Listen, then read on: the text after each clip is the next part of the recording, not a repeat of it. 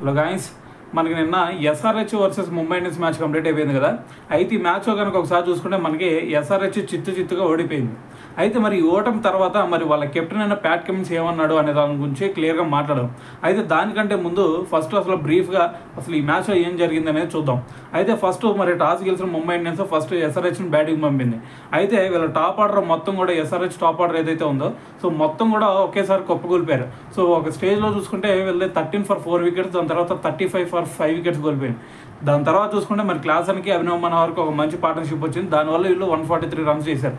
అయితే మరి దాని తర్వాత ఎంఐ వచ్చేసరికి మరి వీళ్ళకల్లే ఇద్దరు ప్లేయర్సే ఎక్స్ట్రాడినరీగా ఆడారు. సో దాని తర్వాత మరి విలియమ్స్ చూసుకున్నా సరే 22 runs మాత్రమే చేశాడు. దాని తర్వాత రోహిత్ శర్మ ఒక 70 runs, దాని తర్వాత సూర్య చూసుకుంటే ఒక 40 runs చేశాడు, అది కూడా 19 balsలోనే.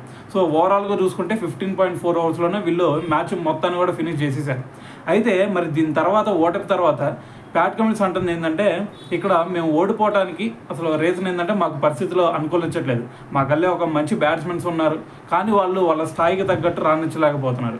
సో మరి ఇదొకటే మెయిన్ రీజన్. దాని తర్వాత ఈ రోజు మ్యాచ్లో చూసుకుంటే మరి ఈరోజు టాప్ ఆర్డర్ మొత్తం కూడా మాది కొలాప్స్ అయిపోయింది. సో బ్యాటింగ్ వైఫల్యం ఏదైతే ఉందో సో మేము ఈరోజు ఈ స్థితిలో ఉండడానికి మెయిన్ రీజన్ బ్యాటింగ్ లోపే అనేది అని చెప్పాలని చెప్పేసి సో తను కూడా చెప్తున్నాడు. సో దాని తర్వాత ఇషాన్ కిషన్ బ్యాటింగ్ గురించి కూడా మాట్లాడాడు.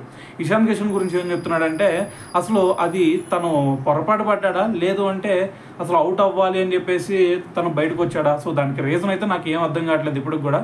అయితే మ్యాచ్ అయిపోయిన తర్వాత ఖచ్చితంగా దీని గురించి మాట్లాడతాను. సో మరి దాని తర్వాత ఏ డెసిషన్ తీసుకోవాలనేది తర్వాత ఆలోచించుకుంటామని చెప్పేసి దాని గురించి మాట్లాడాడు. అయితే దాని తర్వాత మరి ఈ మ్యాచ్ ఓడిపోయాం కాబట్టి సో మరి ఇప్పటితో ప్లే ఆఫ్ ఆశలు అయితే కొంచెం కష్టంగానే మారినాయి. కానీ ఇప్పటి నుంచి కనుక మేము మ్యాచ్లు గెలిచామంటే ఖచ్చితంగా ప్లే ఆఫ్ రేస్లో ఖచ్చితంగా ఉంటాం. సో కాబట్టి మరి ఇప్పటి నుంచి మరి మా టాప్ ఆర్డర్ ఏదైతే ఉందో సో లాస్ట్ టైం మేము ఫైనల్ వరకు వెళ్తానికి అదే టాప్ ఆర్డర్ మాకు కీలకంగా మారింది. సో ఇప్పుడు కూడా మరి ఫైనల్కి వెళ్ళాలన్నా లేదంటే ఈవెన్ ప్లే ఆఫ్స్కి వెళ్ళాలన్నా సరే ఆ టాప్ ఆర్డర్ మరి మెరుగుపరిస్తే మాత్రమే మేము మళ్ళీ ప్లే ఆఫ్స్కి వెళ్ళగలుగుతాం. సో మరి రాబోయే మ్యాచ్ల్లో అసలు మేము కూడా కొంచెం బోర్డు వర్క్ చేసి ఖచ్చితంగా మరి రాబోయే మ్యాచ్లో గెలవడానికి ట్రై చేస్తామని చెప్పేసి సో మరి ప్యాట్ కమిన్స్ అయితే చూడడం జరిగింది. సో అయితే ఈ మ్యాచ్ తర్వాత మరి మీరేమనుకుంటున్నారు దీని గురించి అనేది కింద కామెంట్ చేయండి.